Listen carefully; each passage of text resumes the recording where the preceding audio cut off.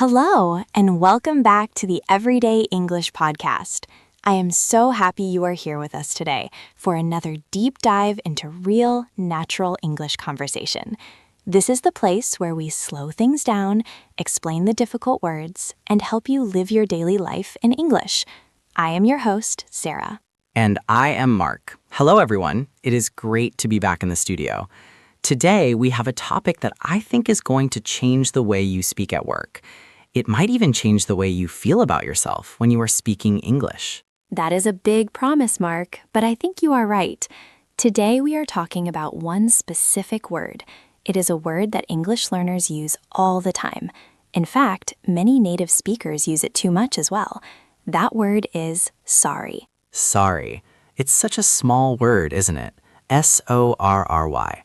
We are taught this word on the very first day of learning English. We learn hello, goodbye, and I'm sorry. It feels polite. It feels safe. Exactly. We use it to be polite. We use it when we bump into someone. We use it when we make a mistake. But here is the problem, and this is the main focus of our episode today. Many of you are saying sorry way too often, especially in professional situations, like at your job. Right. And when you say sorry for every little thing, you are not actually being polite. You are accidentally sending a signal that you are insecure. You are telling your boss and your colleagues that you are unsure of yourself. Insecurity is a heavy word. Let's define that for a second. If you are insecure, it means you don't feel confident. You feel like you are not good enough, or you are worried about what others think of you. When we over-apologize, we sound insecure. So today, we are going to teach you a technique called the gratitude pivot. I love that name, the gratitude pivot. A pivot is a turn, like in basketball, when you keep one foot on the ground and turn your body to a new direction. That is a pivot. We are going to teach you how to turn away from the word sorry and turn toward the word thank you. This is a powerful shift. We are going to look at 3 very specific situations where you probably say sorry right now, and we will tell you exactly what to say instead to sound like a leader. Mark, are you ready to get started? I am ready. Let's dive into the first situation. This is one that I see every single day in my email inbox. It's the email delay. Oh, I know this one well. Let's set the scene for our listeners. Imagine you are at work. You received an email from a client or a colleague 2 days ago. You were very busy, so you did not reply immediately. Now it's 2 days later. You need to write back. How do you start that email? Most people start by typing, I am sorry for the late reply, or maybe sorry for the delay. That sounds normal, right? It sounds polite. You made them wait, so you apologize. But let's analyze what that sentence actually does. When you say sorry for the late reply, you are starting the conversation with a negative. You are highlighting your mistake. Exactly. You are shining a spotlight on the fact that you were slow. You are telling the other person, hey, look at me. I did something bad. I was late. You are making yourself the problem. So what is the gratitude pivot here? How do we change this using thank you? Instead of apologizing for your error, you want to thank them for their good behavior. So instead of sorry for the late reply, you simply write, thank you for your patience. Thank you for your patience. I love that. Let's really think about the difference there. When I say thank you for your patience, I am not talking about my lateness. I am talking about their virtue. A virtue is a good quality. Patience is a virtue. When you say this, you are complimenting them. You are saying, you are a patient person. You are kind. It makes them feel good about themselves rather than annoyed at you. It also changes the power dynamic. If I apologize, I am down here asking for forgiveness. If I thank you, I am up here acknowledging your kindness. It sounds much more professional. It really does. Let's practice the pronunciation of that phrase because it is so useful. Listeners, I want you to repeat after me. We will go slow. Thank you for your patience. Thank you for your patience. One more time. Notice the connection between for and your, for your. Thank you for your patience. Excellent. And you can use variations of this too. If the email isn't super late, but maybe you just took a few hours, you could say, thanks for waiting.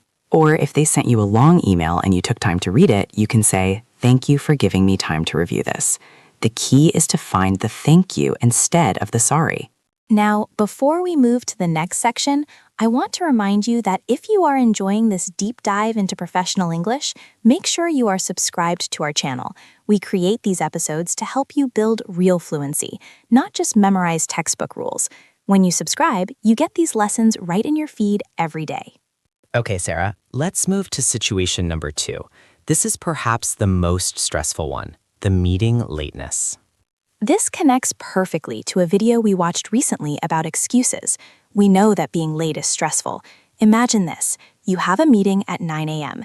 It is 9:05 a.m. You are running down the hallway, you are sweating a little bit, you open the door, and everyone is already sitting there looking at you. This is a nightmare scenario. Your natural instinct is to rush in and say, "Oh my gosh, I am so sorry I'm late. Traffic was terrible. The bus didn't come. I am so sorry, guys." We have all done this. We feel guilty, so we try to explain why we are late. But think about the energy you are bringing into the room. You are frantic, you are stressed, you are interrupting the flow of the meeting to talk about traffic. And again, you are making yourself the problem. You are reminding everyone that you're late. So let's use the gratitude pivot. Instead of "sorry I'm late," what should we say? You walk in calmly, you sit down, and you say, "Thank you for waiting, everyone." Or if they have already started talking, you say, "Thank you for starting without me." That is such a power move. Thank you for starting without me. It implies that you respect their time. You are happy they were productive. It doesn't ask for forgiveness. It just acknowledges the situation and moves forward. Right, and then you immediately transition to work. You say, "Thank you for waiting, where are we?" Or, "Thanks for waiting, let's get started." You take control of the moment. This is what leaders do. Leaders value time. If you spend 2 minutes apologizing and explaining the traffic, you are wasting even more time. If you say "thanks for waiting" and open your notebook, you're back to business in 5 seconds. I want to highlight a specific grammar point here. We are using "thank you for" followed by a verb ending in ing. Thank you for waiting. Thank you for starting. Yes, that is the structure. Thanks for plus gerund. A gerund is the verb with ing functioning as a noun. Thanks for coming. Thanks for listening. So let's try a role play, Mark. I will be the boss, sitting at the table. You are 5 minutes late. I want you to try the bad way first, and then the good way. Okay, here is the bad way. I am rushing in. Oh, Sarah, I am so sorry. My car wouldn't start and then I hit every red light. I am really sorry to keep you waiting. How did that feel? It felt weak. I felt like a child explaining why I didn't do my homework. And as the boss, I feel annoyed. I don't care about your car. I care about the meeting. Okay, now try the gratitude pivot. Walk in calmly. Okay, I am opening the door. I walk to my chair. Good morning, everyone. Thank you for waiting. I'm ready to jump in. Wow, that feels completely different. I instantly respect you more. You acknowledged the delay, but you didn't dwell on it. To dwell on something means to stay on a topic for too long. You didn't dwell on the lateness. Precisely. Now, this brings us to our third situation. This one is tricky because it involves making an actual mistake in your work. We call this the correction. Okay, so this isn't about time. This is about quality. Let's say you wrote a report and your boss finds a typo, or maybe you misunderstood an instruction. Your boss comes to your desk and says, "Hey Mark, these numbers are wrong. You used the data from 2022, not 2023. Ouch, that stings. My immediate reaction is to get defensive or to apologize profusely. I want to say, "Oh no, I am so sorry. I didn't realize. I am so stupid. Sorry." When you say, "I am so stupid" or "I am so sorry," you are making it about your feelings. You are asking your boss to comfort you. You are asking them to say, "It's okay, don't worry." But your boss isn't your therapist. Your boss just wants the work fixed. So how do we pivot to gratitude here? We need to thank them for the feedback. Exactly. Instead of "sorry, I made a mistake," try saying, "Thank you for catching that." Thank you for catching that. To catch something here means to notice an error. You are telling your boss, "You have sharp eyes. You are helpful." Yes, and then immediately offer the solution. "Thanks for catching that. I will update it right now." Or let's say someone gives you advice on how to do something better. Don't say, "Sorry, I didn't know how to do it." Say, "Thanks for the tip. That is really helpful." It turns a negative moment, finding an error, into a positive moment, improving the work. It shows you are coachable. Being coachable means you can learn and adapt without getting emotional. Employers love coachable people. So let's review our 3 pivots. Number 1, the email. Instead of sorry for the delay, we say thank you for your patience. Number 2, the meeting. Instead of sorry I'm late, we say thank you for waiting. And number 3, the correction. Instead of sorry I messed up, we say thank you for catching that. Now, Mark, we have to add a very important warning here. Does this mean we should delete the word sorry from our vocabulary completely? Should we never apologize? No, definitely not. This is a very important distinction. The gratitude pivot is for professional friction, small delays, minor misunderstandings, process errors, but it is not for serious personal accidents or major failures. Right. If you spill hot coffee all over your colleague's white shirt, do not say, "Thank you for your absorption." No, please do not say that. If you hurt someone physically or if you say something rude that hurts their feelings, you must apologize. You should say, "I am so sorry. Are you okay?" Or if you make a massive mistake that costs the company a lot of money, let's say you forgot to renew a contract and the client left. That is a big deal. In that case, thanks for catching that sounds arrogant. Yes, if the impact is heavy, you need to take responsibility. You might say, "I apologize for this oversight. Here's how I plan to fix it." But for 90% of the daily emails and meetings, the sorry is unnecessary. It is just a filler word that lowers your status. It is a habit. That is really what it is. We are in the habit of apologizing for taking up space. We apologize for speaking, we apologize for existing, and we want you to break that habit. I have a challenge for our listeners. We always like to give you something practical to do immediately after the episode. Yes, we call this the 24-hour No Sorry Challenge. Here is how it works. For the next 24 hours, at work or in your daily errands, try not to say the word sorry. Pause before you speak. If you feel the word sorry coming up your throat, stop, swallow it, and think, can I turn this into a thank you? If you bump into someone at the grocery store, maybe you still say sorry. That's polite. But if you are writing an email, stop. Look at your text messages. Did you write, "Sorry, I didn't text back"? Delete it. Write, "Thanks for waiting." It is going to feel weird at first. You might feel like you are being rude, but watch the reaction of other people. I promise you, they won't think you are rude. They will think you are professional. And you will feel different inside. That is the most important part. When you stop apologizing for everything, you start feeling more confident. You start realizing that your time is valuable too. I want to talk a little bit about the cultural aspect of this, Sarah, because I know we have listeners from all over the world. In some cultures, apologizing is a huge part of social harmony. In Japan or even in the UK, people say sorry constantly. That is true, and we are teaching you English for a global or Western business context.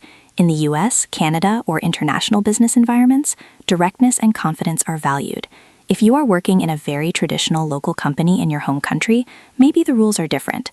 But if you are speaking English to an international team, this advice is gold. Absolutely. Language is not just about words and grammar. It's about culture and psychology. When you speak English, you are often stepping into a culture that values assertiveness. Assertiveness means being confident and direct without being aggressive. The gratitude pivot is the perfect example of assertiveness. It is polite, you are saying thank you, but it is strong. It doesn't beg for forgiveness. Let's look at one more advanced phrase before we wrap up. This is for when you need to ask for clarification. We often hear students say, "Sorry, I don't understand," or "Sorry, my English is bad." Oh, please never say, "Sorry, my English is bad." You are learning. You are doing great. Never apologize for learning. Exactly. Instead of "Sorry, I don't understand," try the gratitude pivot here too. You can say, "Thank you for explaining that. Could you clarify the last part?" Or simply, "Could you run that by me one more time?" It's not an apology, it's a request. But if you want to use the gratitude specifically, you could say, "Thanks for the detail. I want to make sure I fully understood the timeline. Can we review it?" See? You are framing the conversation positively. You are focusing on getting the job done, not on your lack of understanding. I hope you can see the pattern here. The pattern is negative to positive, me focused to you focused, insecure to confident. It is a simple switch, but it takes practice. I recommend writing these phrases down on a sticky note and putting it on your computer monitor. Thank you for your patience. Thank you for waiting. Thank you for catching that. Visual reminders are so helpful. I actually did this when I first started working in radio. I used to apologize every time I stumbled on a word. My producer told me, "Sarah, stop saying sorry. Just keep talking." It changed my career. That is a great story, and it is true for everyone listening. You are going to make mistakes. You are going to be late sometimes. You are going to miss emails. You are human, but you don't need to carry the weight of sorry for all of those things. Choose gratitude instead. It feels lighter and it sounds better. We are coming to the end of our episode, but I have one favor to ask our listeners. If you found this advice useful, if you think this will help you at work, please hit the like button on this video. It helps us know what kind of content you want. And if you try the 24-hour challenge, come back to this video and leave a comment. Tell us what happened. Did you send an email with thank you for your patience? How did it feel? We love reading your stories. We really do. It is the best part of our day. Also, if you know a friend or a colleague who is always saying sorry, maybe send this episode to them. You might help them boost their career. Helping others is the best way to learn. So, share the knowledge. Before we go, let's do one final rapid-fire review. I will say the sorry phrase, and Sarah, you give us the thank you phrase. Ready? I am ready. Phrase 1. Sorry I am so late replying to this email. Thank you for your patience. Phrase 2. Sorry I am late to the meeting. Traffic was crazy. Thank you for waiting, everyone. Phrase 3. Sorry I made a mistake on this report. Thank you for catching that. I will fix it. Perfect. You sounded like a CEO, Sarah. Thanks, Mark. And thank you, listeners, for lending us your ears today. We know you are busy, and we appreciate that you chose to spend this time improving your English with us. Yes, thank you for listening. Keep practicing, keep pivoting to gratitude, and we will see you in the next episode. Have a wonderful, confident day. Bye for now. Goodbye.